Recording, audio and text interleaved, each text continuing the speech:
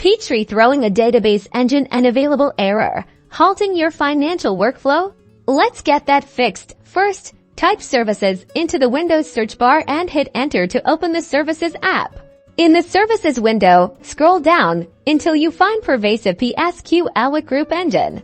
Right-click on it if it's stopped, click Start if it's running, select Restart. If the issue persists, access the properties again by right-clicking on the service. Navigate to the Startup Type option. Make sure it's set to Automatic. This will ensure the engine starts automatically when your computer boots up.